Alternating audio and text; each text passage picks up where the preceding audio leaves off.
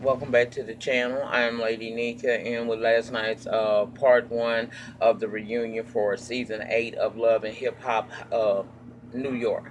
So we're gonna jump on into it. I got a lot of shit to say. I made a lot of notes. I want to touch everything I need to touch to be able to give you a full review and of this reunion. And also because after next week I'm done with the Love and Hip Hop New York franchise. I'm gonna sit that on the shelf to never be looked at again unless something really good starts happening on this show that make me want to come down and throw. So I'm gonna try to give y'all the best of me this week and next week, okay, as I say goodbye to Love and Hip Hop New York. um to me, the best dressed of last night was Dream Doll, Cayenne, and Juju. Now, I didn't have a real problem. My only issue with Remy Ma's outfit was I liked the color.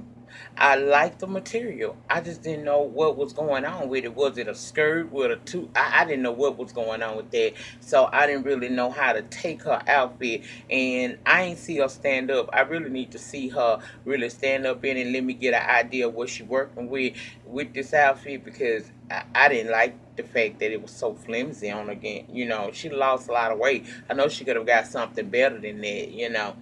Now, the worst dress to me was Brittany F. Taylor. She looked like a Jetson to me in that plastic. And, child, I don't know. Them girls, all season long, they have been just looking like animated characters and stuff. I just don't. It wasn't the best for me. I also didn't like Mariah Lynn plastic mermaid look. I ain't liked it on her. It didn't look good at all. And I didn't like Miss Judith's outfit either, because and it ain't because she's a woman of a certain age, because baby, we just now start to know what to do with it when you get around about 40 plus. So I ain't mad at her about that. I just think that if she was gonna come for a dress like that, first of all, she should have worked on her thighs first, because they were a little bit too big, and they you could see the cellulite. And I didn't like the fact that she didn't train her waist.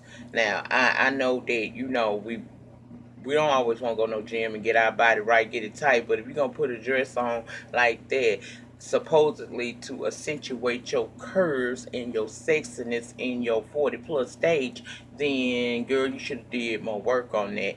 You look good. That wig was right. That bob was on there, but I just didn't care for her dress too much. Now, the best dressed males of the night were Safari matching with Juju, and there was no coincidence, bitch. I'm loving that. I hope they do. You know, I would like to see them together. I think they would be really good. They'll be definitely a cute couple, and they'll balance each other out, really. But if they ain't got nothing but a strong friendship, then I'm here for that shit too. But it sure would be nice to see him with a woman like Juju. I think she could make him happy, and he'll make her happy. But we gonna see. Papoose was also very well dressed on last night's reunion. I appreciated what he was giving too. Child, I gotta get comfortable.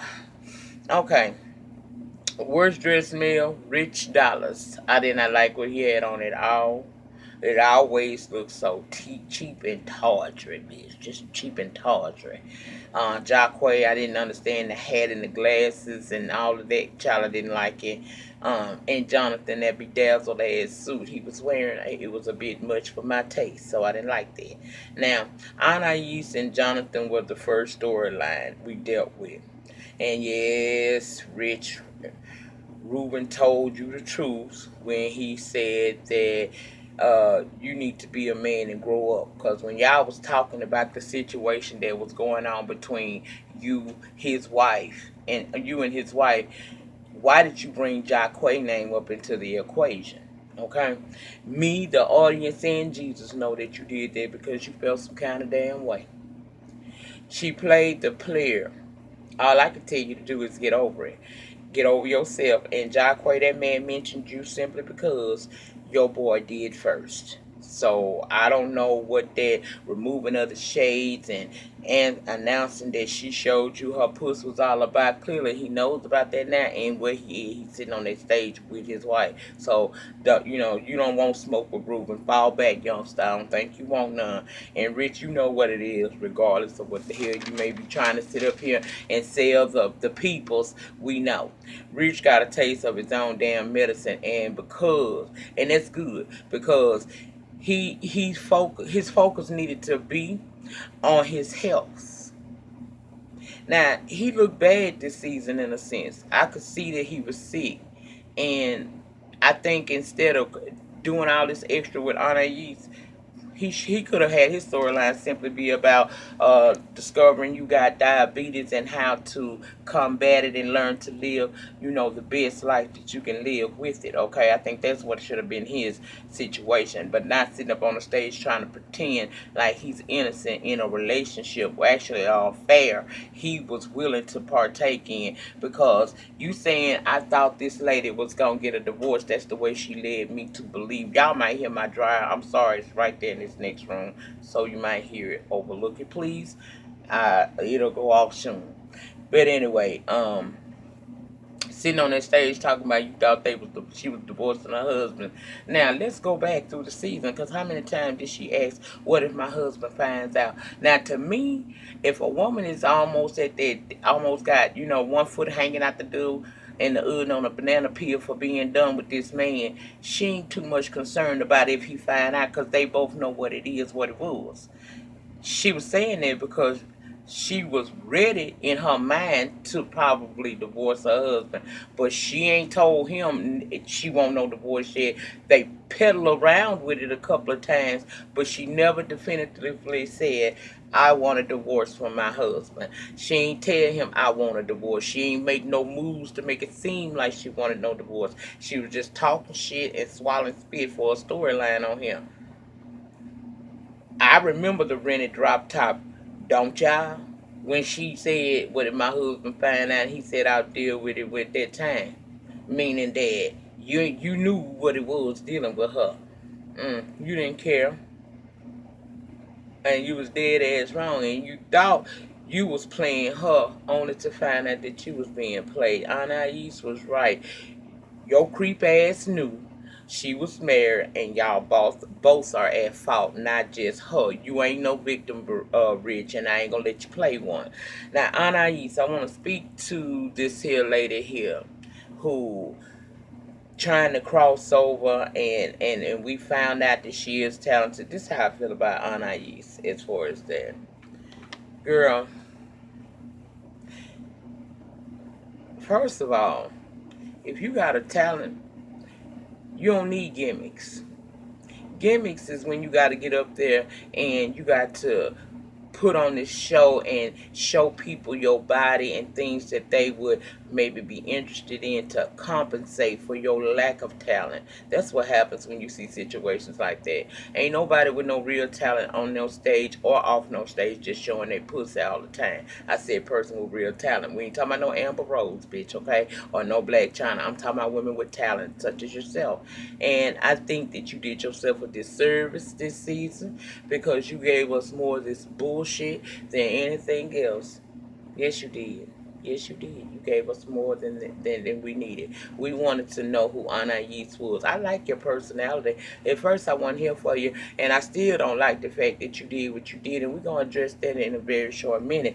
But I feel like you got a talent, and while you on this show, if I was you, I would try my best to use that talent, put that talent out so that you can walk away from this and do your crossover into the American charts and be a success at it and not be deemed, crazy or out there. I mean, you don't have to show your puss just to get some attention. Your personality will do it for you because you got a good personality. Bitch, I do kiki off of you now. I didn't like the fact that it's one thing to cheat on your husband, but you cheated on your husband on national TV, and you got two children with this man. Having a storyline on this show is never that important that you should risk your For one, you shouldn't risk your reputation. You are not want to be embarrassing him like that. And one of these days, your kids, although we found out at the finale that your kids are relatively young, they will grow up someday. And what's on these TVs and on this internet never goes away. This forever will be archived somewhere, and it won't take a whole lot for your children to look back at this season and see what you did regarding your relationship with their father. That's not cool. If you love this man and you truly want this man, the best thing for you to do is to treat him as such and focus when you on this show. Cause I'm sure you coming back for another season. Your ass need to. We need a do over, and we want to do better, girl. I want to see you win, actually. One of my love things Teresa told me about you, sent me some information about you, and I really developed, I started getting softer towards you because at first I wasn't here for your ass because I didn't like what you was doing. But next season, can we please get less of the dramatics and more of the music? I know that on this show, Mona has programmed y'all to believe that the only way you going to be able to come back season after season is if you act a damn fool on here. And that's not necessarily so. You can be fan favorite, crowd favorite, whatever. And still, if if you somebody that they talked about in any kind of way, your ass will be on her next season. That contract will be ready. You didn't have to do all you did, but I'm glad in the end your husband loved you and y'all family enough to give you a second chance. Cause girl, you almost lost everything your ass had that was important. Fucking around on national TV with the CEO of the Creep Squad. I cannot. Next season, please do better. Um, I don't know if I told y'all not, but I don't give a damn about that so-called threesome of yesteryear that happened between Anaïs, Jonathan, and God only knows whom else is involved. I'm glad that her and Jonathan was able to rekindle their friendship. Ruben, I don't blame you for staying and working it out with your wife. Plus, I like Ruben. Ruben got that old school swag. Plus, I told y'all he dangerous underneath. I'm telling you, he got some bodies attached to his name. He'd be too calm to not have some dealings. Child, I see Mexican Mafia cartel on him. I'm telling you, I do. Now, did y'all forget about Navarro, Ashley, and Ashley's sister on this show? Because I surely did. And I wouldn't have remembered them at all had Ashley not intervened and said that she wasn't feeling rich messing around with Anais either. I said, child Mona, you had too many damn people on this show all at once. And we done forgot some of these damn people. Now we're gonna move on into the story of Bianca and Bree. And Bianca, girl, your attitude is going to hinder you in this life. You hear what I'm saying? They asked her why she threw that shoe at Bree, and she said the shoe would get to her before she could because security had her ass locked down. I said, well, girl. Now, it's funny as that shit may have been to some people. That moment right there could have changed the course of her life forever. Because what if that shoe had connected with that girl in her eye and hurt her? You would have Brittany injured, and Bianca would be sitting her ass in jail. Both careers ain't even had a chance to begun, and they would end just like that because of the decisions you made, not thinking about the consequences that could come with it. Bree need to calm her ass down. If you coming back, it's already decided. So you don't need to be acting as hype as you was acting on this shit either, girl. You said that you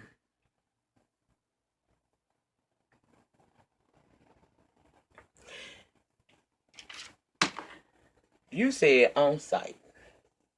And it took Remy and Juju to get this girl Bree to understand when you say on site, there are no rules to on site. And that's the reason why this girl was ready to fight you because she done told you 30,000 times that she ain't really got no problem with you. But you always seem to want to make a problem with her. You are you were the common denominator in all them girls falling out on this season. And Mariah Lynn stepped in during the reunion and told her that, said, look, me and Dream, we wasn't even at each other's throat. We was in fact friends and label mates. All that fighting and stuff we did because we were getting involved in their mess is why we missed out on opportunities for acting a fool on this stage up in here. And I said that's gonna happen a lot more unless you get yourself together. That's why she said she was telling everybody, don't flinch, don't flinch, don't move, don't move. They can do whatever they want to do. That's between them. But what she gonna do is sit there and be cute and give money. And I said, yes, God, bitch, at least one person has grown up. Remy told Bree, girl, at first I thought it was all Bianca, because I used to come at Bianca, but see you, she called her out. You a problem too because you push on a lot of stuff. Things that don't have to be big, you make big. Things that you go on about your business. This girl says she ain't got no problem with you. Why you keep bringing problems to her? But then when you bring the problem to her and she hand your ass to you, then you want to cry wolf and say that that's not fair. When you say on site and you picking at a bitch, however they come to you, it's what you got to accept. And you need to be ready when you say stuff like that because it means on site, whenever, however, wherever. That's what it means. She told her, ain't nobody trying to jump you because Bree felt like she was being jumped. She said, I ain't trying to jump you. What I'm trying to do is protect you. Even, you know, Remy was trying to explain to her girl, look, you be popping off too much. And you really can't be doing that. You ain't nothing but 410. And she said, what they got to do with it? She said, because you too damn little. She said, girl, she calmed herself down a little bit and she tried to give Remy this apology. I was disrespectful to, you the queen of rap or whatever like that. Remy wasn't trying to hear all that shit. Remy told her, look, girl, this ain't about no fucking queen of rap. This is about decisions that you make that can alter your entire life. She said, I sat in that jail. I sat in that jail till I done rot to death. Don't trade places with what I've been through. Because when I was sitting in that jail, them 7 winters and 6 summers, I wasn't worried about no song and being the queen of rap. I was praying for my son. I was praying for my husband. I was praying for my sanity. I didn't give a damn about no song. And how y'all carrying yourself, you could very easily trade places with what I done been through. And I don't want to see that happen for you. To Bianca, they told her, you have to be in charge of your feelings. You got to learn how to control yourself. Little Mo, who I had forgotten all about, did chime in and tell her little girl, I understand how you feel, but can't you just walk away? And Bianca was saying, when I feel like somebody playing me, I don't feel like I can look at me. Done went on the floor. I don't even need the notes now. But anyway, she said, when I feel like somebody trying to play me, I just can't see myself letting that shit slide. And Lil Mo had to tell her, baby, let me tell you, sir, don't you trade places neither with what I've been through. Because I done been down that road that you're going. It's a lot of people in the music industry I don't like, and they know I don't like their ass. I just don't fuck with them. I ain't getting into no beef with them. Papoose said, you know what, Bianca, I've been knowing you for a long time. You like a little sister to me. But I have to tell you, ain't no major record label or company is going to want to put any money towards you or in your pocket because you are volatile and you pop off at the drop of a dime, and that is a liability nobody wants attached to their brand. And I appreciated what they was giving that girl because she do need to learn how to calm herself down before she end up in a situation that she don't want to be in. You can't be just threatening people. So the next storyline was Yandy and Miss Judy. Miss Judy felt like Yandy was dressing inappropriately and that she was acting inappropriately. Namely, the moment when she came to the video shoot where Yandy was oiling down Graf for his pictures and stuff like that, and for the for the all that shit she was doing. Anyway, she said she felt like that was inappropriate, so she did go back and tell Mendice. Yandy said, "But you embellished the story." Yandy came at Miss Judy because she Didn't appreciate her going to tell Mendices anything and get him all upset down to the jail, to the prison.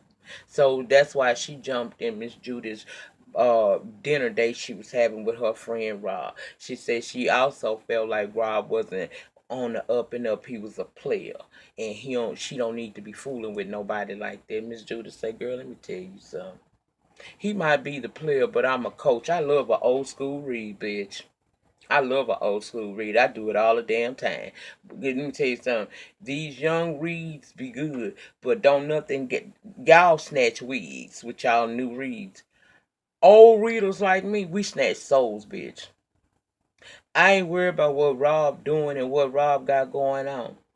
I'm living my best good life. My children grown. I got 8 grandkids, honey. I don't have no responsibility. I can be footloose and fancy free and share this pussy with whoever the hell I want to share it with. And Rob ain't hurting me if he got somebody because I got somebody too. He might live with a woman. I live with a man. His name is Jesus. And I'm doing this here, not going into this situation blindly. I know what I'm dealing with, but y'all don't need to worry about me. Y'all need to worry about yourself. That's basically what she was giving her.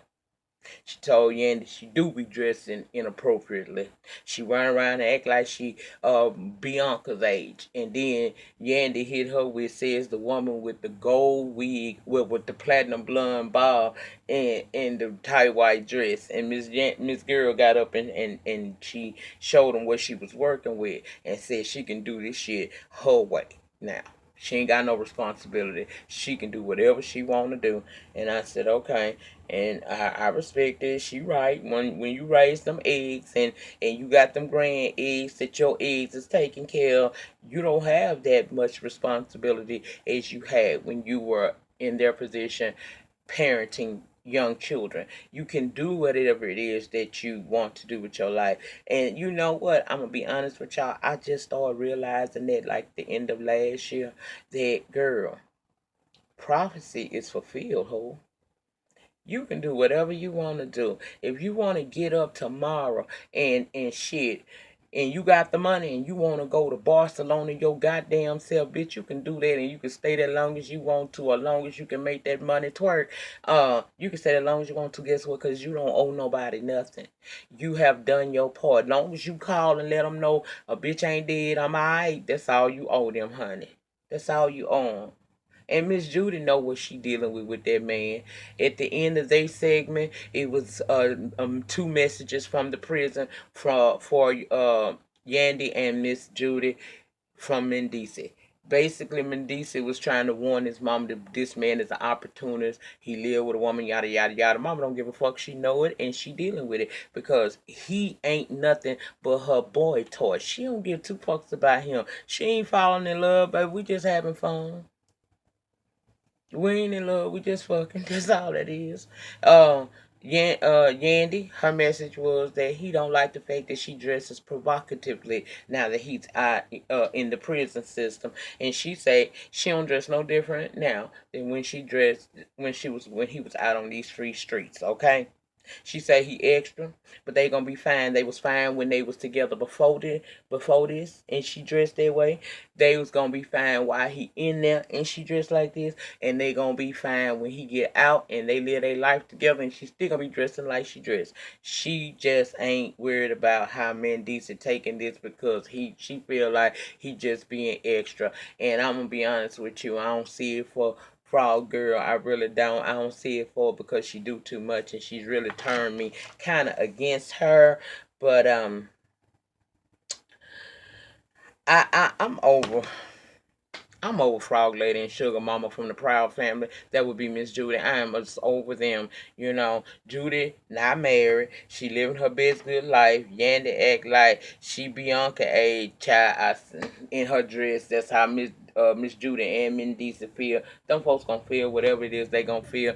And the only fun part of that entire damn storyline that we went through was the part when Safari had us laughing because he said, well, damn, she over there rubbing oil on grab, but she didn't use no Safari coconut oil. And I said, shit, I know that's right. Get your advertise on, honey. Go ahead on. Candy Birds do it every damn season of the Real Housewives of Atlanta. You might as well do it on the Love and Hip Hop New York, and take your ass back to Hollywood. Do it over there too, child. It don't matter. Next was Bianca and Yandy storyline, and how Bianca is erratic behavior, and Yandy decided to cut ties with her this season. And Bianca basically said that she understood that Yandy has a brand to protect, and she do pop out, but she can't help it.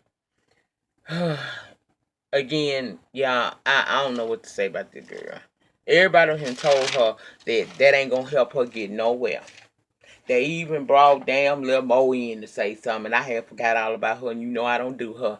If any of y'all been rocking with me a while, y'all know that I tore her ass up on R&B Divas. Look in the playlist, but you'll find that epic read. That bitch made my week itch. Y'all had to get her ass all the way together, but she was trying to help her too. Okay. The next storyline was Trent and Jonathan. First of all, Jonathan is officially divorced. He let us know that. We learned that Trent obviously played the role of wanting to be with Jonathan. They sat on Jonathan's bed, decided they were going to be together, and they deleted their grinder accounts together. Trent said, well, I just reactivated mine later. He tried to accuse Jonathan of cheating on him, and that didn't go nowhere. Juju chimed in and asked the question that I was asking. So, Trent, did you just pretend you wanted to be with Jonathan so you can be on this show? He said that ain't like that. He said that's how it may look. She said that because that's what it is. I said, what? I go ahead on, give him some, Juju. Child, he tried saying Jonathan got on national TV and made fun of his speech impediment, child. He did apologize and say that, he wishes Trent the best. I said, okay, I can dig it. Bitch, be great, but just not off my name is what he really was telling this boy. Then we move into the subject of Jonathan's storyline about the conversion camp he was sent to at the age of 10. He said he and his mom are working hard to working toward a better relationship, and he knows that his mother had no idea how horrible the camp really was. He said as a young boy, he was very effeminate, and other kids would recognize that also, and they made fun of him, bullied him, and sometimes even did things like take his shoes and stuff like that, just bullying him. He said that he believes his mom sent him to that Dominican Republic conversion camp to help him get rid of the ways that people would recognize and want to come for him because of it. Not so much that he was gay, she wanted him to get rid of his effeminate ways. And she thought that camp was the best thing for him at that time. Now, Nina asked Yandy, did she know about Jonathan' situation with the conversion camp when he was younger and the horror that he had been through. And she said she found out right before they began filming, and she appreciated how he handled this. He showed a different perspective of how people would handle a situation like that, because he could have came on here hooping and hollering, being confrontational and angry, but he didn't. He showed a different perspective, and for that she respects him even more. That part of the storyline, in my opinion, I appreciate it, and I like the fact that he's working with the LGBT community to counsel and mentor children who have possibly gone through this very situation, being sent to these conversion camps and whatnot. So, and I like the fact that he told all his haters, bitch, you might have bullied me when I was younger, but I got the last laugh because all you folks that did that shit to me are now watching me on your TV, and I'm sitting up on this stage, and I said, I ain't mad. You better say that. Remy and Papoose, the IVF treatments are going well. They got an embryo. Remy knows the sex of it, but won't tell Pap. He tried to get the crowd to say, tell her to tell him, but she just said that any day now she could be announcing that she's pregnant. And I said, hashtag Black Love. I love that. Lil Mo and Carl. As I said, I forgot about their asses, but here we are. She's pregnant with baby number 6. However, unfortunately, upon going down to the Instagram this morning and last night, I learned that Lil Mo suffered a miscarriage. In fact, it was a month ago today. So she lost her baby, and I'm sorry to hear that. And for that reason, I'm just gonna say this: Lil Mo and Carl know what they got in each other. We gonna pray that they can get past this situation with losing a child. I don't wish that on anybody. Even though I don't care for this girl, I'm going to leave it right there. Her and Carl will be fine. I don't care if they come back. I'd rather them not. But that's all I'm gonna say about Lil Mo. And again, my condolences to her and her husband on the loss of their child. That's it. Moving on. Now let's talk about the last storyline that addressed old James R, who I forgot all the hell about. Mariah Lynn and Sofa was not Mariah. The storyline is James R, Mariah Lynn, and Sofa. Honey, you know I said she's Sofa. She wasn't even at attendance with this at this here reunion. She said she ain't got time for that shit. Basically, Lane Moore tried to apologize to Jacquay for dealing with Sofa, and he was like, "It's all good. You took the weight off of me." But did y'all notice that Snoop was down in that damn audience, going in on James R ass and telling Jacquay, "You ain't gotta explain none of this motherfucker." Remember at that damn video release party he had, her and him got into it, and I think he pushed her ass or something like that. I just know that they almost got into it, and she still on it, and she on his ass right here. Now Mariah Lynn jumped in and said she was just offended that Lane Martin brought the dog that cost more than the fake diamond he gave her, and he said she wasn't worth it. And she said, "Well, your ass wouldn't be sitting on this stage if it wasn't for me, biatch." And I said, "True, you true."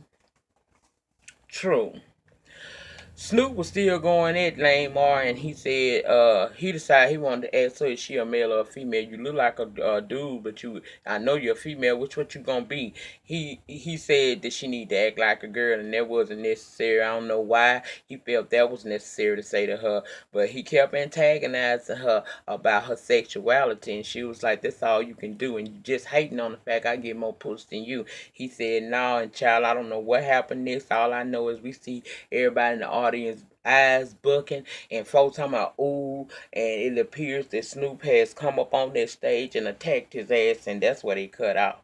Now, before I get up out of here, let me give you my perspective on that last little piece of scene. I tell y'all all the time on this channel, if you are a fucking female or you identify with a female as a female, non-transgender, what you do not want to do is jump up in a man's face. I can understand you being mad with a man. I can respect you defending yourself as a woman.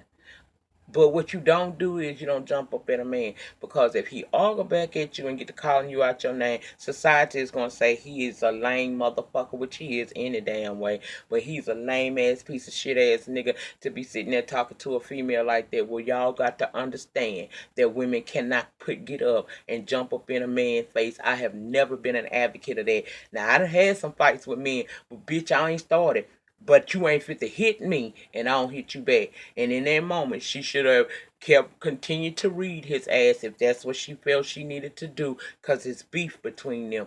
Where she crossed the line is, and she got up and she went to attack him. Now, if he punch her in her motherfucking shit, I'm gonna be mad as hell and talking shit about his ass. But I'm gonna have to call it like I see it.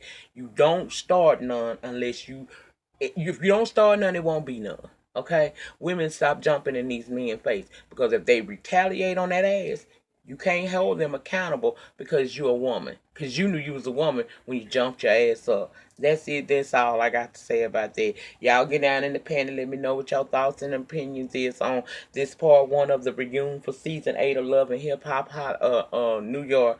Y'all know on the 19th they got damn New York Atlanta come back. I can't wait. I see that Erica Mena gonna be on there. I wonder what she gonna be giving. Anyway, y'all remember the depth of your struggle will determine the height of your success. In the meantime, in between time, please remember to rate, comment, subscribe, and share this video wherever it is you share videos.